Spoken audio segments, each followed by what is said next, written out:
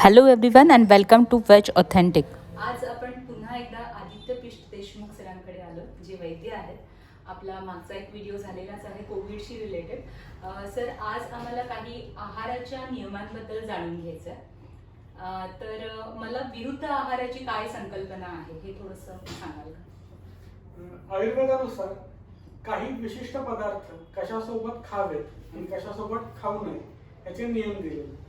आणि हे नियम कशातून बनलेले आहेत तर अनुभवातून, की ह्याच्यासोबत हे घेतलं तर कालांतरानं त्या व्यक्तीला असा व्याधी होतो. अशा अनुभवातून काही ग्रुप्स आहेत की एक ठराविक पदार्थ दुसऱ्या पदार्थाशी कॉम्पॅटिबल नाहीये, तो एकत्र खाऊ नये. तर एकत्र खाणं ते तरी सुद्धा ह्या गोष्टीला विरुद्ध आहार म्हणतात. प्लस काही नियम असतात की उदाहरण द्यायचं झालं तर दही रात्री खाऊ नये. तर असे नियम मोडून खाणं अशा गोष्टींना सुद्धा विरुद्ध आहार म्हणतात. सर, विरुद्ध आहार म्हणजे नक्की काय? आयुर्वेदाच्या दृष्टीनं काय म्हणता येईल? आयुर्वेदात ते विरुद्ध आहाराची डेफिनेशन थोडी टेक्निकल आहे. म्हणजे आयुर्वेदीय तांत्रिक शब्दात आहे ती, की जे शरीर धातूंच्या समान विरुद्ध आहे आणि जे दोषांच्या समान आहे. म्हणजे दोष म्हणजे वात पित्त कफ यांना वाढवणारे जे काही आहे आणि जे शरीर धातू म्हणजे रस रक्त मांस मेद अस्थि मज्जा शुक्र ह्या 7 गोष्टींना विरोधी जाणारा आहे, त्याला विरुद्ध म्हणतात. आणि त्याची उदाहरणे घेऊन मी सांगतो म्हणजे आपल्याला हा कन्सेप्ट क्लिअर होईल. तर त्याचे काही प्रकार आहेत. एक म्हणजे काय तर देश विरुद्ध, म्हणजे आपल्या ठिकाणात जे खाणं योग्य नाही त्या ठिकाणी ते खाणं. हा कन्सेप्ट मी थोड्या वेळाने आणखी एक्सप्लेन करेन. नंतर काल विरुद्ध, म्हणजे खूप उन्हाळा आहे आणि तेव्हा खूप तिखट पदार्थ खाणं, ही गोष्ट विरुद्ध आहे. शरीराला याला त्रासच होणार. किंवा खूप थंडी पडलेली आहे आणि आईस्क्रीम खाणं, कारण काही जणांचं असं असतं की मला फक्त थंडीतच खायला आवडतं. तर ते विरुद्ध आहे, म्हणजे कालांतरानं तुम्हाला आजार घडवणार आहे. बरेच लोक स्वतःचेच नियम घालतात. सर्दी झालं की आईस्क्रीम खाल्ल्याने कमी होतं. तर हे शरीराला त्रासदायक ठरतं पुढे. त्यानंतर अग्निविरुद्ध, म्हणजे आपल्या भुकेला जे सोसत नाही ती गोष्ट खाणं. काहींना टिपिकल सेन्सिटिव्हिटी असते, पुरणपोळी खाल्ली की आपल्याला खूप जड होतं, पोट बिघडतं, तरी पण ते खातात. तर ते अग्निविरुद्ध आहे, तसं खाऊ नये. किंवा आपल्याला सगळ्यांना माहीत असलेली गोष्ट आहे दुधाची, की दूध आणि फळं एकत्र खाऊ नये. हे विरुद्धाचं अतिशय महत्वाचं उदाहरण आहे. किंवा दूध आणि मीठ असलेले पदार्थ हे एकत्र खाऊ नये. आता मी थोडी दुधाबद्दलची माहिती सांगतो की दूध कसं खावं म्हणजे ते विरुद्ध होणार नाही. महत्वाची अट पहिली म्हणजे आपल्याला पचेल का इतका अग्नी पाहिजे. आपल्याला पचत असेल तर दूध घ्यावं. ते दूध घेताना सोबत मिठाचा कुठलाही पदार्थ नसावा. म्हणजे आपोआप जेवणाच्या ताटातून दूध वाजवलं जातं, जेवणासोबत दूध घेऊ नये. कारण जेवणाच्या शेवटी दूध भात खायची सवय असते, तर तसं खाऊ नये. दूध भात वेगळा खाल्ला तर चालेल, मात्र तेव्हा भातात मीठ नसावं. तुम्ही दूध भात साखर घेऊन थोडं खाऊ शकता नाश्त्याला, सोबत मीठ नसावं. किंवा दूध आणि फळं एकत्र खाऊ नये. आणि आंबट फळं तर कुठलीच घेऊ नये. त्याला अपवाद फक्त आंब्याचा आहे. जर चांगला पिकलेला आंबा असेल तर तो दुधासोबत थोड्या प्रमाणात आंब्याच्या सीझन मध्ये खाल्ला तर तो त्रासदायक म्हणजे अगदी सुरुवातीला जे आंबटपणा असलेला तसे दुधासोबत घेऊ नये. मग त्यामध्ये दूध घालायचंच नाही. आणि फ्रूट शेक्स तर कुठल्या दुधाचे घेऊच नाही. किंवा फ्रूट सॅलेड्स तो शरीराला त्रासदायक ठरणाऱ्या त्या गोष्टी आहेत.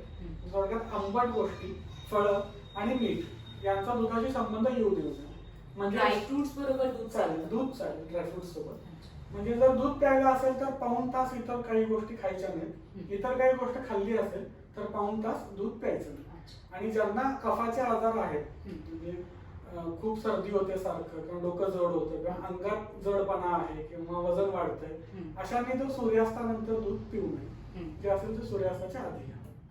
सर, पाणी किती आणि कसं प्यावं याबद्दल काही आयुर्वेदाचे नियम आहेत का? खरं तर प्रचलित मताच्या पेक्षा वेगळं विरुद्ध मत आहे आयुर्वेदाचं. आयुर्वेद असं स्पष्ट सांगतो की कमी पाणी प्यावं. आपल्याला इतर सगळ्या मीडियामधून असं ऐकून सवय आहे की भरपूर पाणी प्यावं असं आयुर्वेदच सांगतो.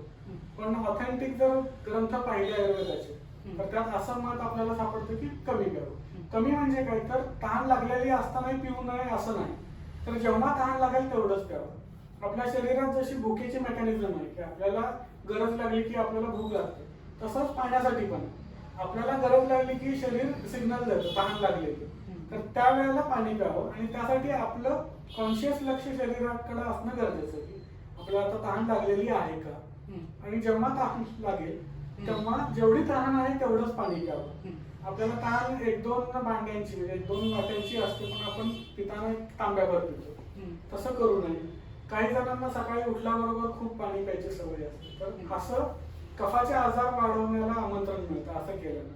काही ग्रंथात उषःपान म्हणजे सकाळी पाणी पिण्याचे उल्लेख आहेत आयुर्वेदातले. मात्र ते कधी जे व्यक्ती 4:30ला वगैरे उठतात पहाटे, त्यांनी 2 ओंजळी वगैरे पाणी प्यावं इतकं प्रमाण आहे ते. तो पुन्हा वाताचा काळ असतो, वातदोष वाढलेला असण्याचा.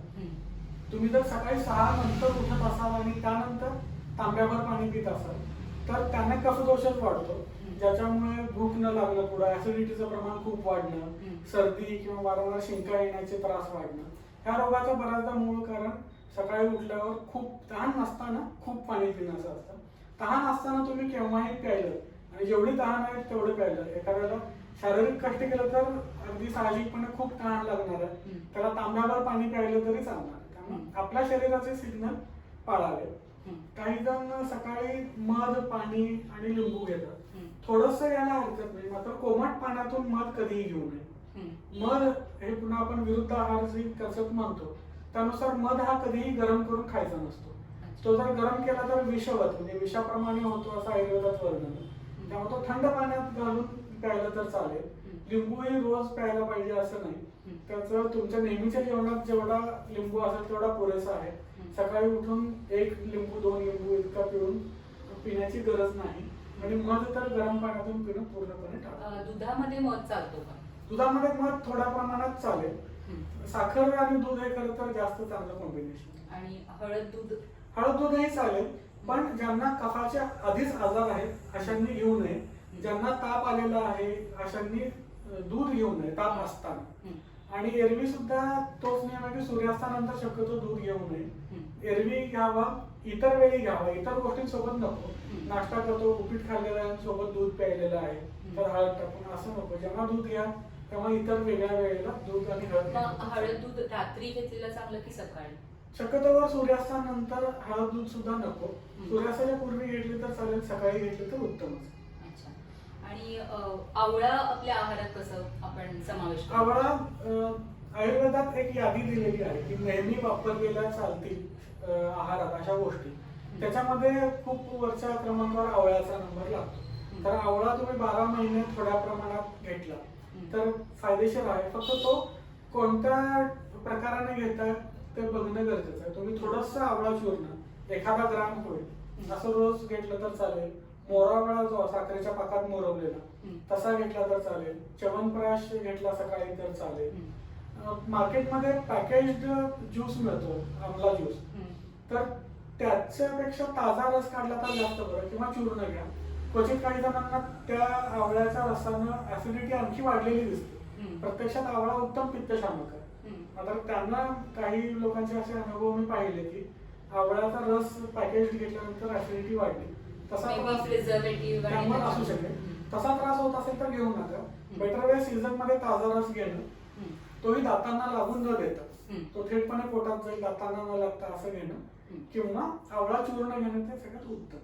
ते घेतलं तर. आणि असं लिंबू पाणी असं म्हणतात की सकाळी उठल्याबरोबर घ्यावं, तर ते किती प्रमाणात? लिंबू पाणी आपल्याला जर घ्यायचं असेल तर ते किती प्रमाणात? तर ते एखादी फोडच बस आहे लिंबूची. तर अति आम्ल सेवन म्हणजे जास्त आंबट खाणं त्याने सुद्धा शरीरावर दुष्परिणाम होतात. साधारण किती घ्यायला पाहिजे दररोजच्या जेवणात? तुम्हाला दिवसभरच्या जेवणात 2 फोडी पुरेशा होतात. सकाळच्या जेवणात जे आपण पिळतो तशी 1 फोड आणि रात्रीच्या जेवणात 1 फोड.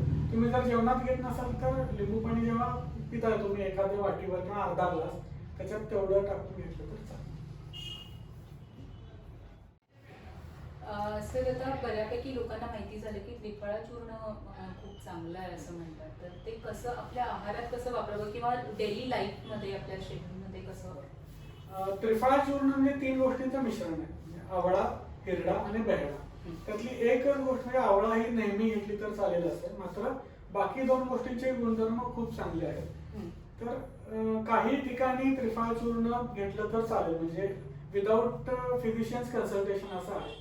ज्यांना आपल्या दृष्टीची शक्ती वाढवायची आहे, म्हणजे थोडक्यात डोळ्यांचे काही आजार असतील, तर त्यांनी रात्री झोपताना 1 ग्राम त्रिफळा चूर्ण अधिक तूप अधिक मध असं मिक्सर करून खायचं रात्री झोपायला जाताना. त्यातही पुन्हा मध आणि तूप हे इक्वल क्वांटिटीत घेतलं तर विरुद्ध आहारात जातं. हम्म. त्यामुळे ते थोडं असमान मात्रात घ्यायचं. म्हणजे तूप अर्धा चमचा घेतला असेल, मध 1 चमचा घ्यायचा. पण थोडं एक कमी थोडं जास्त पाहिजे. आणि प्लस आवळा चूर्ण अर्धा चमचा असं मिक्सर करून रात्री झोपताना घेतलं तर चालेल. एरवी त्रिफळाचं काढा करून डोळे धुतले तर डोळ्यातले जे काही किरकोळ आजार असतील तर ते कमी व्हायला मदत होते. त्रिफळाघृत नावाचं औषध मिळतं, तर ते थेंब डोळ्यात सोडले तरी डोळ्यांचं आरोग्य खूप चांगलं राहतं. केसांसाठी त्रिफळा खूप चांगला आहे. त्रिफळाचा काढा करून केस धुणं याला सुद्धा चांगला फायदा होतो. किंवा शरीरावर विशेषतः काखेतल्या जागेत खाज येत असेल तर त्रिफळाचा काढा करून त्यानं ती जागा धुणं एवढ्या सोप्या उपायाने एवढ्या सोप्या उपायाने सुद्धा त्याचं प्रमाण कमी होऊ शकतं. सुरुवातीची स्टेज असेल तर या गोष्टींनी खूप चांगला फायदा होतो. आणि प्लस जर पित्तामुळे पोटात दुखत असेल, म्हणजे आपल्याला जाणवतो खूप आग होत होती आणि त्याच्यानंतर पोटात दुखायला लागले, अशा वेळेला त्रिफळा चूर्ण अर्धा चमचा तुपात घालून घेतलं तर पोट दुखणं तात्पुरतं त्रास त्याचा कमी होतो. पोट साफ होत नाही त्यांनी रात्री एखादा चमचा घेतलं तर चालेल, मात्र ते क्वचितच असावं. कारण त्रिफळा हा वृक्ष आहे, कोरडेपणा वाढवतो. तो रेग्युलरली जर आपण पोट साफ होण्यासाठी वापरला तर कालांतरानं आतड्यांना वृक्षता येणं, त्यामुळे आणखीच पोट साफ होण्याची तक्रार वाढणं असं होऊ शकतं. एखाद्या ग्रामना काही त्रास होणार नाही तसं, पण जर रोज एखाद दुसरा चमचा मोठा घेतला तर असं होऊ शकतं. एरवी थोडासा त्रिफळा खाण्यात सकाळी उपाशी पोटी सुद्धा थोडस मध मिक्स करून एखादा ग्राम घ्यायला काही हरकत. आणि सर आपल्या आहारामध्ये दूध, दही आणि ताक याचे नियम कसे असले पाहिजे, म्हणजे कसं घेतलं पाहिजे? दुधाचं मी आता थोड्या वेळापूर्वी जसं सांगितलं तसंच पाळलं पाहिजे. दह्याबद्दल दही आणि ताकाबद्दल एक खूप मोठा गैरसमज आहे की ते थंड असतं आणि त्याच्यामुळे ते उष्ण ऋतू म्हणजे उन्हाळ्यात आणि ऑक्टोबर मध्ये खाल्लं जातं. तर ते कशामुळे होतं की ते स्पर्शाला थंड आहे. तर आयुर्वेदात त्याचं वर्णन असं आहे की शीतस्पर्श उष्णवीर्य, म्हणजे स्पर्शाला ते थंड आहे मात्र शरीरात जाऊन ते उष्णताच वाढवतं. त्याच्यामुळं उन्हाळ्यात खाणं टाळावं दही. त्यानंतर रात्री खाऊ नये आणि काही गोष्टींसोबतच दही खावं असं वर्णन आहे की साखर असली पाहिजे दह्यासोबत जर दही खात असाल तर, किंवा मूग असले पाहिजे. आणि ते दिवसाच्या वेळेस म्हणजे अंधार पडल्यानंतर, सूर्यास्त झाल्यानंतर दही खाऊ नये. या गोष्टी थोड्या आपण पाळल्या पाहिजे दह्याबद्दल. ताकाची खूप प्रशस्ती आयुर्वेदात केलेली आहे, क्वचित इतर गोष्टीची केली असेल की नेहमी प्यावं असं. मात्र त्याचंही प्रमाण सांगितलं, जेवणानंतर किंवा जेवणाच्या शेवटीच एखादा छोटी वाटी असं तुम्ही 12 महिने घेऊ शकता, उन्हाळ्यात सुद्धा घेऊ शकता. आणि त्यात उन्हाळ्यात थोडी साखर टाकून घ्यायचं, पावसाळ्यात थोडंसं संजव टाकून घ्यायचं. असं जेवणाच्या शेवटी एक छोटी वाटी चालेल. मुद्दामून फार जास्त शक्यतो पिऊ नये. ज्यांना पायसचा त्रास आहे किंवा ज्यांना अपचनासारख्या गोष्टींचा त्रास आहे त्यांना ताकामुळे चांगला फायदा मिळतो, मात्र तेही प्रमाणात प्यावं, खूप जास्त पिऊ नये. विशेषतः तुम्ही उन्हात फिरून आल्यावर किंवा उन्हात फिरत असताना तर ताक भरपूर असं पिऊ नये. आता सर आपला पुढचा थंडीचा सीझन येणार आहे, मग त्यावेळी बऱ्याच जणांना हीटचा त्रास होतो. ऑक्टोबर मध्ये त्रास होतो. तर मी म्हणजे मला काय विचारायचं की असं काय असतं का की ठराविक सीझन मध्येच आपल्याला हे खाल्लं पाहिजे तर असं नाही होणार, किंवा असं काही आहे का? आयुर्वेदानं ऋतूच्या सुद्धा दोषांच्या प्रकारानेच चक्र बसवलेलं आहे की वर्षा ऋतूत वात दोष वाढतो, प्रकोप होतो, त्याची लक्षणं दिसतात. म्हणजे बऱ्याच जणांना सांधेदुखीचे त्रास, दम्याचे त्रास हे पावसाळ्यात सुरू होतात आणि त्यावेळेला पित्तदोष साठत असतो शरीरात. जो ऑक्टोबर महिन्यात जेव्हा क्लाउड कव्हर जातं, ढग जातात, तेव्हा थेट सूर्यकिरण जेव्हा पडतात तेव्हा तो पित्त उफाळून येतो शरीरातलं. तेव्हा जे त्रास होतात ते कमी होण्यासाठी गुलकंद ठेवावा खाण्यात, सकाळ संध्याकाळी 1-1 चमचा. दूध, साखर घ्यावं. तर या अनुषंगाने मी थोडं सणांचंही सांगतो की सणांचं सुद्धा प्रतिकात्मक आहेत आपले सण. आपण कोजागिरीला चंद्राच्या प्रकाशात बसून दूध आटवतो आणि त्याच्यात चंद्रपाहून साखर घालून वगैरे पितो. ह्याच्या मागे काय सिम्बॉलिझम आहे की शरद ऋतूमध्ये दिवसभर उन्हाच्या म्हणजे सूर्याच्या उन्हामुळे आपल्या शरीराला त्रास झालेला असतो, उष्णता वाढलेली असते. तर कोजागिरीत आपण चांदण्यांच्या प्रकाशात बसायचं म्हणजे ती उष्णता कमी होते आणि दूध प्यायचं जी उष्णता कमी करणार आहे. तर तसे सीझन्स नुसार सण आलेले आहेत की जेव्हा कफ वाढतो वसंत ऋतू, तेव्हा गुढीपाडवा आलेला आहे की तेव्हा कडुलिंब खायचा प्रतिकात्मक का होईना, त्या कडू रसानं तेव्हा तो कफ दोष कमी व्हायला मदत होतो. हिवाळ्यात हेमंत ऋतूत जेव्हा अग्नी खूप चांगला असतो, आपली भूक खूप चांगली असते, तेव्हा सगळे तळलेले पदार्थ आपण करतो फराळ म्हणून, तर तेव्हाच पचतं.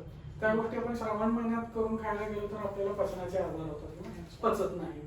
तर शरद ऋतूत दूध प्यावं, गुलकंद खावा उष्णता कमी व्हायला, वाळ्याचं सरबत जे अस्सल एक्स्ट्रॅक्ट वालं असेल त्या वाळ्याचं सरबत घ्यावं किंवा वाळ्याचं पाणी आणि ज्यांना ह्याचा वगैरे त्रास असतो, शुगर वगैरे असते, त्यांनी काय करावं? म्हणजे त्यांना अगदी सब्जा बी जो असतो तो पाण्यात भिजवून घेतला तरी चालेल.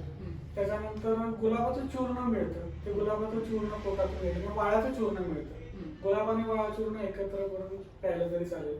चंदन जर अस्सल मिळालं तर त्याचा खोड थेट उगाळून त्याचा गंध जरी थोडा रोज पोटातून घेतला तर त्याने उष्णतेचे त्रास कमी व्हायला मदत होते. हे अगदी ढोबळ उपाय आहेत, स्पेसिफिक त्रासांसाठी सल्ला घेतलेला जास्त उपयोगी. आपल्या देशानुसार विरुद्ध आहार ठरतील अशा काही गोष्टी आहेत का? अशा संकल्पनेचं वर्णन आयुर्वेदात आहे, त्याला देश विरुद्ध म्हणतात. इथं देश या शब्दाचा अर्थ प्लेस ऑफ रेसिडेन्स असा आहे. तर ज्या प्लेस ऑफ रेसिडेन्स मध्ये आपण असतो त्याचं हवामान जे आहे त्याच्यानुसार तिथली पारंपरिक खाद्य संस्कृती ठरलेली असते. तर आपण तिथं त्याचाच अंगीकार हळूहळू करायला पाहिजे. ज्या देशात आपण राहतो तसं हळूहळू आपण खायला सुरुवात केली पाहिजे. याची काही उदाहरणं देतो की त्या देशानुसार कशी खाद्य संस्कृती ठरलेली आहे. जर आपण नॉर्थला गेलो तर तिथं थंडी जास्त असते, तर तिथल्या खाण्यामध्ये मोहरीचं तेल आहे, ते उष्ण आहे, त्यामध्ये थंडीपासून त्या बचावासाठी उपयोगी ठरतं. पनीर सारख्या गोष्टी ज्या जड आहेत, थंडीमध्ये जे एक्स्ट्रा एनर्जी देण्यासाठी पाहिजे किंवा अग्नी चांगला असतो ते पचेल व्यवस्थित असं असतं, तर तिथं त्या गोष्टी खाल्ल्या पाहिजेत. आपण महाराष्ट्रात राहून जर पनीर नेहमी खायला लागलो तर आपल्याला ते जड पडणार, आपल्याला ते योग्य होणार नाही, कालांतराने कफाचे आजार वाढते. राजस्थानमध्ये अतिशय कोरडेपणा असतो, तेव्हा तिथं तूप न खाऊन चालणारच नाहीये. तिथं असाल तर अगदी तुम्ही 5-6 चमचे रोज जरी तूप खाल्लं तरी ती गरजच आहे, कारण वातावरण इतकं वृक्ष आहे तिथं. मात्र अशीच राजस्थानची मूळची व्यक्ती जर महाराष्ट्रात येऊन रोज तितकं तूप खायला लागली तर त्याचं वजन वाढणं, इतर कफाचे आजार आणखी होणं असे त्रास व्हायला सुरू होतं.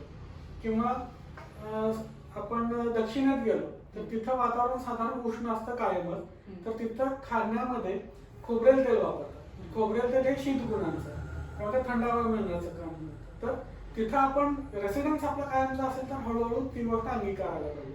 आठवडाभर गेलो तर त्यांना फरक नाही पडणार. तर आपण जिथं राहतो तसं आपण खाल्लं पाहिजे. याची काही उदाहरणं खाण्यापिण्यातल्या कॉम्बिनेशन्सची आपल्याला सापडतात. जिथं मासे खाल्ले जातात म्हणजे कोकण प्रांत, तिथं माशांच्या जोडीला सोलकढी हमखास दिली जाते. तर आयुर्वेदात असं म्हणणं आहे की मासे रक्त बिघडवतात, रक्त दूषित करतात, त्यामुळे रक्त बिघडल्यामुळे होणारे आजार होतात, त्वचा रोग वगैरे. आणि सोलकढीतले 2 महत्वाचे इन्ग्रेडियंट म्हणजे कोकम आहे आणि नारळाचं दूध आहे. कोकम आणि नारळाचं दूध या दोन्ही गोष्टी रक्त सुधारवतात, शुद्ध करतात, त्याला रक्त प्रसादक. तर जेव्हा मासा खातो तेव्हा सोलकढी असते. हे फक्त कोणी शेफनं ह्याच्यासोबत हे असं ढोबळमानाने ठरवलेलं नाही, हे ज्याला आपण ट्रॅडिशनल विजडम म्हणूया की ह्यासोबत हे खाल्ले की त्या गोष्टीचा त्रास होतो. तसंच जर आपण दक्षिणेत गेलो तर इडली सोबत जे सांबार असतं त्याच्यात दक्षिणेतल्या सांबारमध्ये तुम्हाला हमखास कोहळा सापडेल. आपल्याकडे आपण घालत नाही, पण कोहळ्याचे तुकडे असतात, आपण शेवगा घालतो. तर इडली ही आंबवून केल्यामध्ये आम्ल विपाकी म्हणतात आयुर्वेदात, शरीरात आम्ल म्हणजे आंबट गोष्टींचे गुणधर्म जास्त वाढवतो. आणि कोहळा किंवा शेवगा हा आयुर्वेदानुसार क्षारीय पदार्थ, तो क्षार वाढवतो. तर आम्ल आणि क्षार एकामेकांना मारक असतात. आपल्याला ऍसिड बेस रिएक्शन माहित असते की ते एकत्र न्यूट्रलाइज करतो.